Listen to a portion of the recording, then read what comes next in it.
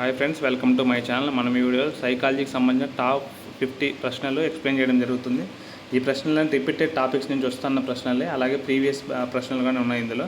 కాబట్టి తప్పకుండా వీడియోని చివరి వరకు చూడండి. అలాగే వీడియో చూసే ముందు ఏం చేస్తారంటే, మీరు ఒక రఫ్ పేపర్ తీసుకొని నేను క్వశ్చన్ చదవగానే మీకు ఆన్సర్ తెలిస్తే కనుక మీరు ఆ పేపర్లో రాసుకుంటారండి. ఆప్షన్స్ పెట్టుకుని 1 or 2 ఆప్షన్ పెట్టుకుని ఆన్సర్ చెప్పిన తర్వాత చెక్ చేసుకొని మీకు ఎన్ని మార్కులు వచ్చాయో కామెంట్ చేయండి. అలాగే వీడియోని లైక్ చేయండి, ఇది ఎక్కువ మందికి అయితే రీచ్ అవుతుంది. ఓకేనా? ఫస్ట్ వన్, క్రింది వానిలో సరైన ప్రవచనం. ఆప్షన్ 1, అంతర్గత ప్రేరణ దీర్ఘకాలికమైనది, బహిర్గత ప్రేరణ దీర్ఘకాలికమైనది, అంతర్గత ప్రేరణ తాత్కాలికమైనది, ప్రేరణ ఒక చాలక నైపుణ్య ప్రక్రియ. దీనికి సరైన సమాధానం వచ్చి అంతర్గత ప్రేరణ దీర్ఘకాలికమైనది అయితే సరైన సమాధానం అవుతుంది. అలాగే రెండో ప్రశ్నలోకి వెళ్ళిపోదాం. సాంఘిక విషయాలకు బాహ్యంగా ప్రతిస్పందించే సంసిద్ధత, సహజ సామర్థ్యం, సృజనాత్మకత, అభిరుచి, వైఖరి. దీనికి సరైన సమాధానం వచ్చి వైఖరి అయితే సరైన సమాధానం అవుతుంది. అలాగే మూడో ప్రశ్న, సరైన జతను గుర్తించండి అన్నారు. సాంప్రదాయ నిబంధన స్కిన్నర్, కార్యసాధక నిబంధన పావులో, అంతర్దృష్టి అభ్యసనం వర్తిమర్, సాంఘిక అభ్యసనం తార్నడైక్. సరి అయిన జతను అన్నాడు. మిగిలిన 3 ఆప్షన్లు తప్పు ఉన్నాయి, ఒకటి మాత్రమే కరెక్ట్ ఆన్సర్ ఉంది. ఆ కరెక్ట్ ఆన్సర్ ఏంటంటే అంతర్దృష్టి అభ్యసనం వర్తిమర్. సాంప్రదాయ నిబంధన ఎవరంటే పావులో, కార్యసాధక నిబంధన స్కిన్నర్, సాంఘిక అభ్యసనం ఎవరంటే బ్రోనర్. ఓకేనా? సాంఘిక అభ్యసనము బ్రోనర్ కాబట్టి ఇది కానీ తప్పు అవుతుంది. కాబట్టి దీనికి వచ్చి సరైన సమాధానం వచ్చి అంతర్దృష్టి అభ్యసనం వర్తిమర్ అయితే సరైన సమాధానం. అలాగే 4వ ప్రశ్న చూద్దాం. డిస్లెక్సియా, ఇది కానీ సరికాని చదివి పైన చూడండి సరైన అన్నాడు, కింద వచ్చి సరికాని అన్నాడు. ఓకేనా? డిస్లెక్సియా రాతపరమైన లోపం, డిస్ఫ్రాక్సియా మోటార్ సమన్వయ లోపం, డిస్ఫేషియా భాషణ వైకల్యం, ADHD ప్రతిస్పందన నియంత్రణ లోపం. దీనికి సరైన సమాధానం వచ్చి సరికాని జత అన్నాడు. కాబట్టి మన ఆప్షన్ ప్రకారం ఏదంటే సరైన సమాధానం డిస్లెక్సియా రాతపరమైన లోపం. ఓకేనా? దీనికి సరైన సమాధానం అయితే ఆప్షన్ 1 అయితే అవుతుంది.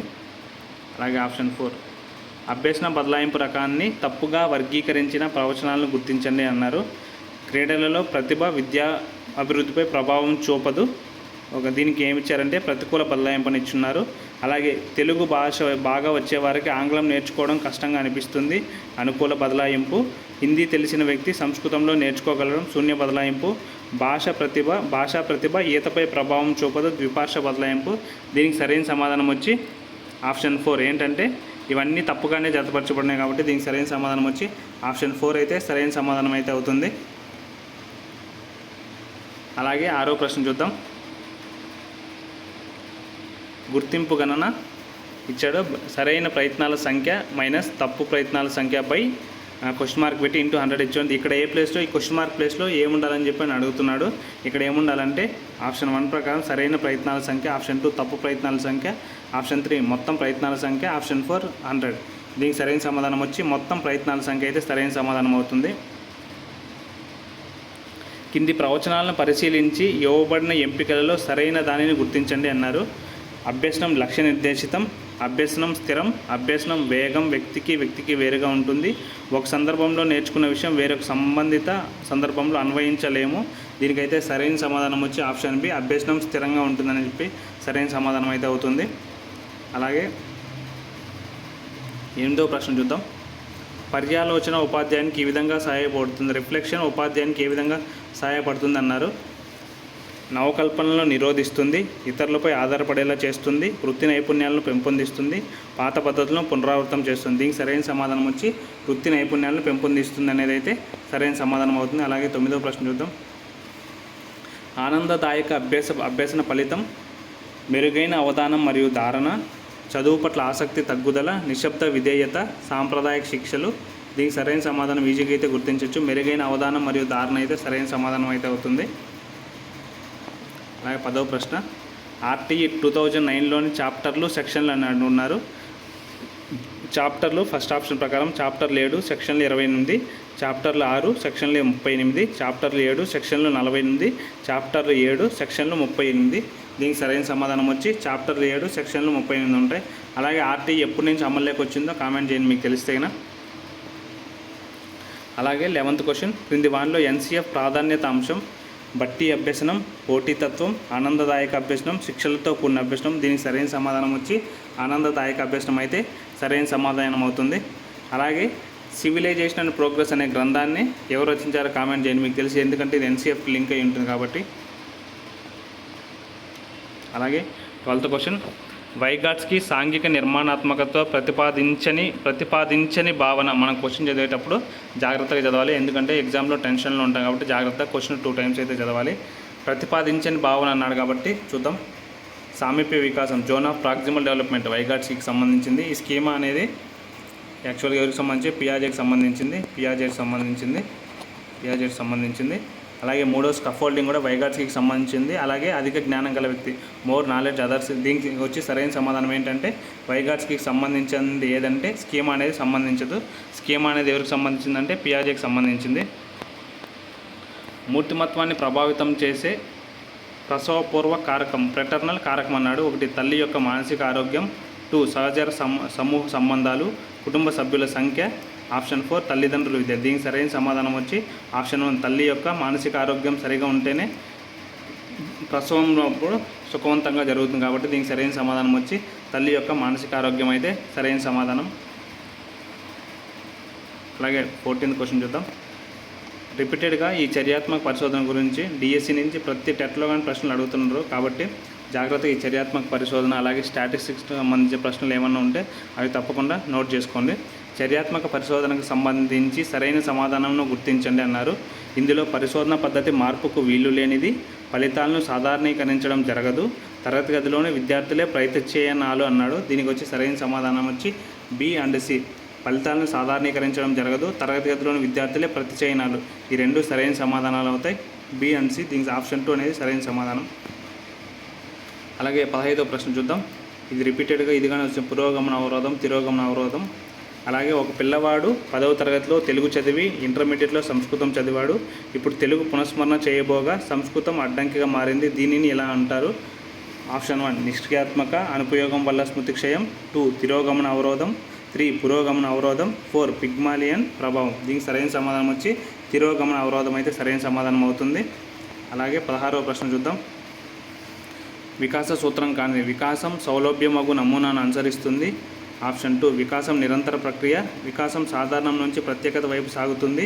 ఆప్షన్ 4 ఇది అంచనా వేయగలిగే నమూనాను అనుసరిస్తుంది. దీనికి సరైన సమాధానం వచ్చి కానిది అన్నాడు కాబట్టి ఈ కింద సెకండ్ ఆప్షన్ 3, 4 ఇవి 5ని వికాస సూత్రాలు కాబట్టి ఫస్ట్ ఆప్షన్ వికాస సూత్రం కాదు కాబట్టి దీనికి సరైన సమాధానం వచ్చి ఆప్షన్ 1 అయితే సరైన సమాధానం అయితే అవుతుంది. అలాగే సాంఘిక విధానాలను గణిత శాస్త్రాన్ని విస్తృతంగా అనుప్రయుక్తం చేసే మనోవిజ్ఞాన శాస్త్రం అన్నాడు. ఆప్షన్ 1 మనోమితి, అపసామాన్య మనోవిజ్ఞాన శాస్త్రం, శరీర ధర్మ మనోవిజ్ఞాన శాస్త్రం, బాల మనోవిజ్ఞాన శాస్త్రం. దీనికి సరైన సమాధానం వచ్చి ఆప్షన్ 1 అయితే సరైన సమాధానం అవుతుంది. మనోమితి అనేది అయితే సరైన సమాధానం అవుతుంది. అలాగే 18వ ప్రశ్న చూద్దాం.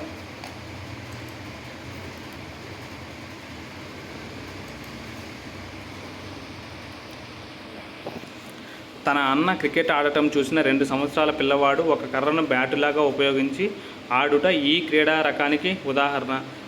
ఆప్షన్స్ ఏకాంతర క్రీడ, సమాంతర క్రీడ, సంసర్గ క్రీడ, సహకార క్రీడ. అలాగే ఏకాంతర క్రీడ ఏ దశలో ఉంటుంది, ఏ వయసులో ప్రారంభమవుతుంది, అలాగే సమాంతర క్రీడ ఏ దశలో ఉంటుంది, ఏ వయసులో ప్రారంభమవుతుంది, అలాగే సంసర్గ క్రీడ ఏ దశలో ఉంటుంది, ఏ వయసులో ప్రారంభమవుతుంది, సహకార క్రీడ ఏ దశలో ఉంటుంది, ఏ వయసులో ప్రారంభమవుతుంది. మీకు తెలిస్తే అయినా కామెంట్ చేయండి. దీనికి వచ్చి సరైన సమాధానం వచ్చి ఏకాంతర క్రీడ అయితే సరైన సమాధానం అయితే అవుతుంది. అలాగే 19వ ప్రశ్న చూద్దాం.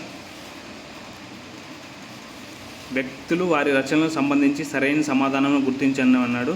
Carlos Spearman abilities of men. Option b William James dictionary of psychology. దీనికి సరైన సమాధానం వచ్చి option a correct. Charles Spearman abilities of men. William James వేరే బుక్ రాస్తాడు కానీ డిక్షనరీ ఆఫ్ సైకాలజీ బుక్ రాసింది ఎవరు? కామెంట్ చేయండి మీకు తెలిస్తే. జేబీ చాప్లిన్ అనే అతను అనే అతను ఈ బుక్ రాస్తాడు అన్నమాట. దీనికి సరైన సమాధానం ఆప్షన్ 3 అయితే సరైన సమాధానం అవుతుంది. అలాగే 20వ ప్రశ్న చూద్దాం. పియాజే ప్రకారం వ్యక్తిలోని ప్రవర్తన భాగాలు. ఆప్షన్ 1 వ్యవస్థీకరణ, అనుకూలనీయత. ఆప్షన్ 2 అనుకూలనీయత, ప్రతిచర్యలు. ఆప్షన్ 3 సంశ్లేషణం, విశ్లేషణం. ఆప్షన్ 4 సంశ్లేషణం, అనుగుణ్యత. దీనికి సరైన సమాధానం వ్యవస్థీకరణం, అనుకూలనీయత అయితే సరైన సమాధానం అవుతుంది. అలాగే 21వ ప్రశ్న. మనోసాంఘిక వికాస దశల్లోని కౌమార దశ యందు మనోసాంఘిక క్లిష్ట పరిస్థితులు అన్నాడు. శ్రమించడం, నూన్యత, పాత్ర గుర్తింపు, పాత్ర సందిగ్ధత, చొరవ చూపడం, తప్పు చేశానన్న భావన, స్వయం ప్రతిపత్తి, సందేహం. దీనికి సరైన సమాధానం ఆప్షన్ 2 పాత్ర గుర్తింపు, పాత్ర సందిగ్ధం అనేది సరైన సమాధానం అయితే అవుతుంది. అలాగే 22వ ప్రశ్న చూద్దాం. Mare and foal farm board దీన్ని గణన చేయుటకు ఉపయోగిస్తారన్నాడు. ఆప్షన్ 1 వైఖరి, ఆప్షన్ 2 ప్రజ్ఞ, ఆప్షన్ 3 సహజ సామర్థ్యం, ఆప్షన్ 4 స్మృతి. దీనికి వచ్చే సరైన సమాధానం అయితే ఏంటంటే ప్రజ్ఞ అనేది అయితే సరైన సమాధానం అవుతుంది. గుర్తుపెట్టుకోవాల్సి ఉంది, కొత్తగా ఉంది కాబట్టి మనం ఈ విధంగా కొత్తగా వచ్చినవన్నీ మీకు నోట్ చేసుకోండి, ఓకేనా. ఏవైతే స్టాటిస్టిక్స్ సంబంధించిన ప్రశ్నలు ఏవొచ్చినా, ఇలాంటి కొత్తగా వచ్చిన ప్రశ్నలు ఏమైనా వచ్చినా కానీ మీరు నోట్ చేసుకుంటే మీకు ఉపయోగపడుతుంది, మళ్ళీ రిపీటెడ్గా వచ్చే అవకాశం అయితే ఉంటుందన్నమాట. అలాగే 23వ ప్రశ్న చూద్దాం. మనోలైంగిక వికాసంలోని ఈ దశలో తదాత్మీకరణం అనున్నది అభివృద్ధి చెందును. 1 ఆసన దశ, 2 శిష్ణ దశ, 3 గుప్త దశ, 4 జననాంగ దశ. దీనికి సరైన సమాధానం వచ్చి గుప్త దశ అయితే సరైన సమాధానం అయితే అవుతుంది. అలాగే 23వ ప్రశ్న చూద్దాం. ఇందాక అడుగున్నాను కదా, జాతీయ విద్యా ప్రణాళిక చట్టం 2005లో వీరి రచన సివిలైజేషన్ అండ్ ప్రోగ్రెస్లోని వాక్యాలతో ప్రారంభమవుతుందంటే first 1 Dayananda Saraswati, second Swami Vivekananda, third 1 Gandhiji, fourth 1 Rabindranath Tagore. ఇదేంటంటే దీనికి సరైన సమాధానం 4 రవీంద్రనాథ్ ఠాగూర్ రచించిన సివిలైజేషన్ అండ్ ప్రోగ్రెస్ పుస్తకంలో నుంచి ఈ సివిలైజేషన్ అండ్ ప్రోగ్రెస్ వాక్యాలతో ప్రారంభమవుతుందన్నమాట. 25వ ప్రశ్న. పిల్లలకు స్వేచ్ఛనివ్వడంలో విభిన్న దృక్పథాలను కలిగి ఉండే పిల్లల పెంపక శైలి. సాధికారతత్వ పిల్లల పెంపక శైలి, నిరంకుశతత్వ పిల్లల పెంపక శైలి, అంగీకారతత్వ పిల్లల పెంపక శైలి, జోక్యరహిత పిల్లల పెంపక శైలి. దీనికి సరైన సమాధానం ఏంటంటే జోక్యరహిత పిల్లల పెంపక శైలి అయితే సరైన సమాధానం అయితే అవుతుంది.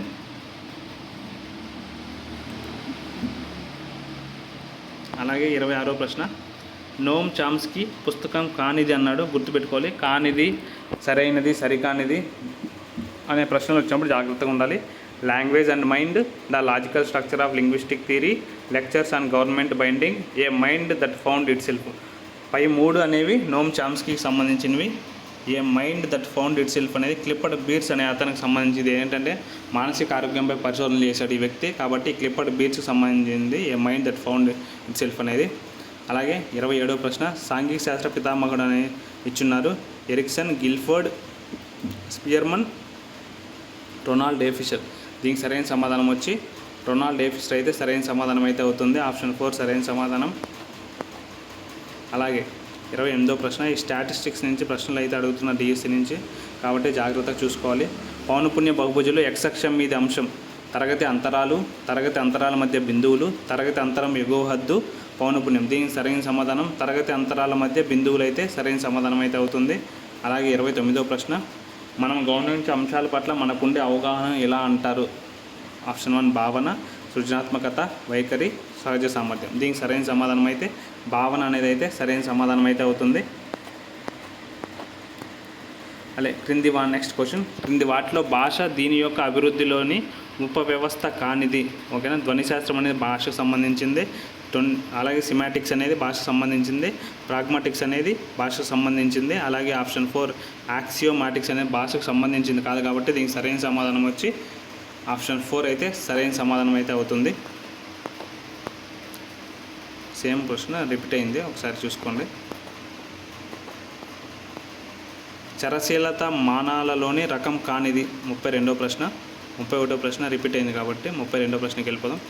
చరశీలత మానాలలోని రకం కానిది. సగటు విచలనం, చతుర్థాంశక విచలనం, వ్యాప్తి, సహసంబంధ గుణకం.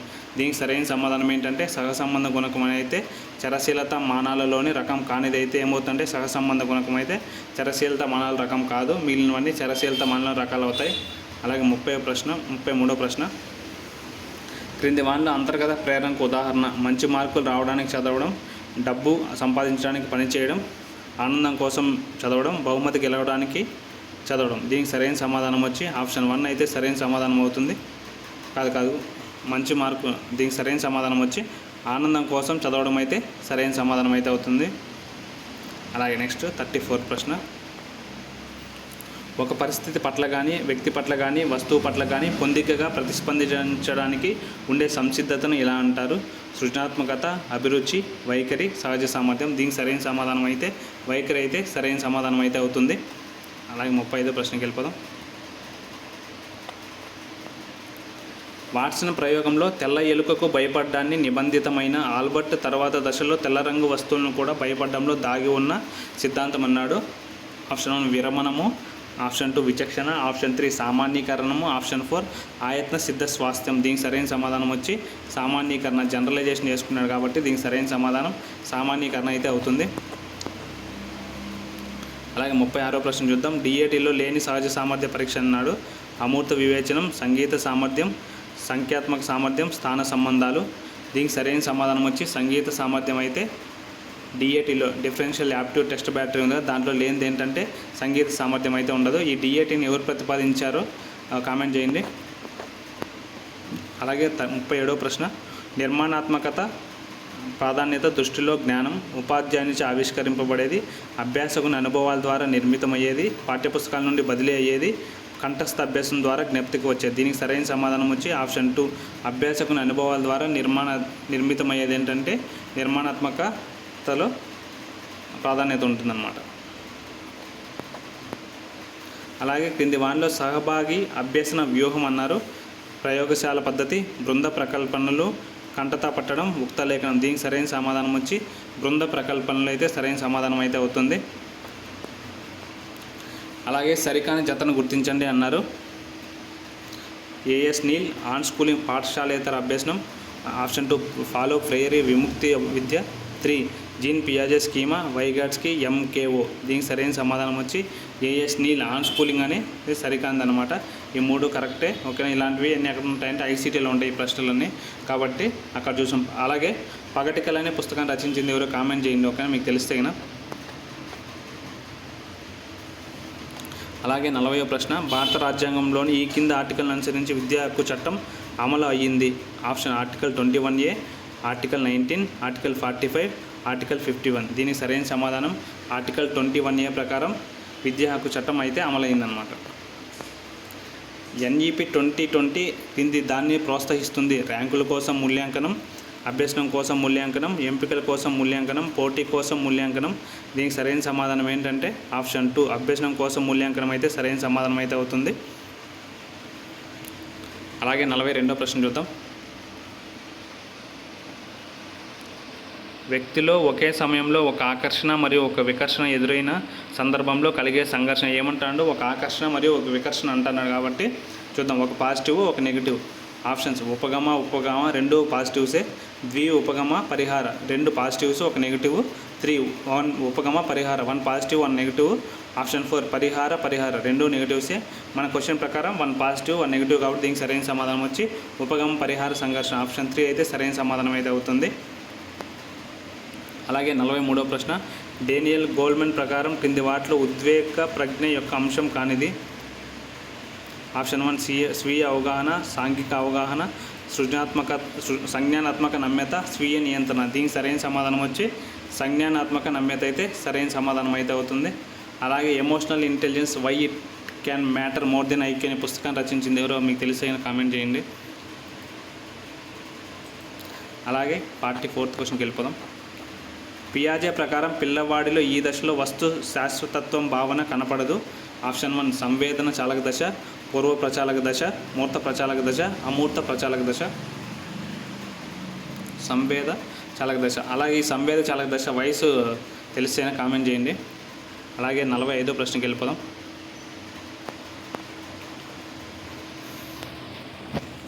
పరిశోధకుడు రావెన్స్ ప్రోగ్రెసివ్ మ్యాట్రిసిస్ నుండి వచ్చిన ఫలితాలను మరియు వెస్లర్ శాబ్దిక ఉపపరీక్షల నుండి వచ్చిన ఫలితాలను పోల్చినప్పుడు ఈ కలయికలో ప్రజ్ఞ యొక్క ఈ అంశంను మూల్యాంకనం చేయగలడు. ఆప్షన్ 1 భావోద్వేగ ప్రజ్ఞ, సాంస్కృతిక ప్రజ్ఞ, ప్రజ్ఞ యొక్క సాధారణ కారకం, స్వతంత్ర అభ్యసన శైలి. దీనికి సరైన సమాధానం వచ్చి ఆప్షన్ 3 అయితే సరైన సమాధానం. ప్రజ్ఞ యొక్క సాధారణ కారకం అయితే సరైన సమాధానం అవుతుంది. అలాగే 46వ ప్రశ్నకి వెళ్ళిపోదాం.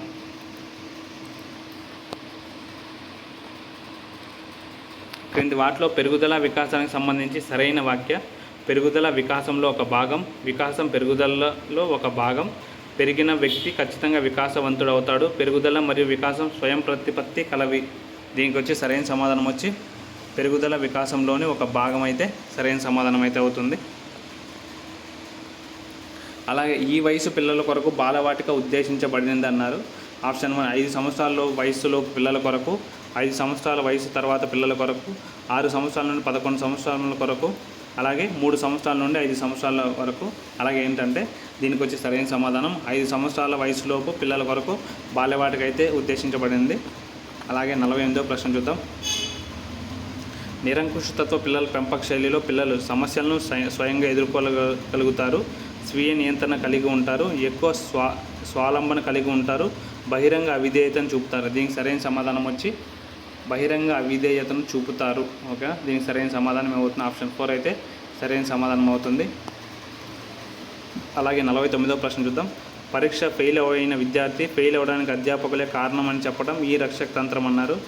దమనం, హేతుకీకరణం, ప్రక్షేపణం, విస్థాపనం. దీనికి సరైన సమాధానం మీకు తెలిసైనా కామెంట్ చేయండి. దీనికి అయితే నేను ఆన్సర్ చెప్పను, ఎందుకంటే ఈ రక్షక తత్వాల నుంచి తప్పకుండా ప్రశ్నలు అయితే వస్తున్నాయి కాబట్టి తప్పకుండా దీనిపైన అయితే మీరు మార్కులు వచ్చే అవకాశం ఉంది. కాబట్టి తప్పకుండా ఇది ఫుల్ ఫ్లెడ్జ్డ్గా నేర్చుకోవాలి. అప్లికేషన్ ఓరియంటెడ్ ప్రశ్నలు వచ్చినప్పుడుగా నేర్చుకోవాలి. అలాగే 50వ ప్రశ్న. విద్యార్థి ఆధార్ నెంబర్ చెప్పిన వెంటనే 1 లేదా 2 క్షణాల్లో తిరిగి ఆ సంఖ్యను తప్పు లేకుండా చెబితే అతనిలో ఉండే స్మృతి తార్కిక స్మృతి, క్రియాత్మక స్మృతి, సంవేదన స్మృతి, సంసర్గ స్మృతి. దీనికి వచ్చి ఇక్కడ ఈజీగా గుర్తుపెట్టుకోవచ్చు. 1-2 క్షణాలు అన్నారంటే దీనికి ఆన్సర్ ఏమవుతుందంటే సంవేదన స్మృతి అయితే ఆన్సర్ అయితే అవుతుంది. ఈ వీడియో మీరు పూర్తిగా చూసినట్లయితే మీకు ఈ 50 ప్రశ్నలకి మీకు సమాధానం దొరుకుతాయి. అలాగే ఏంటంటే మధ్య మధ్యలో కొన్ని ప్రశ్నలు అడిగాను, అవి కూడా రిపీట్ అవి కానీ మీకు రివిజన్ అయినట్లు అనిపిస్తుంది. కాబట్టి ఈ వీడియో మీకు నచ్చినట్లయితే లైక్ చేయండి, కామెంట్ చేయండి, మీ ఫ్రెండ్స్కి షేర్ చేయండి. Thank you for watching.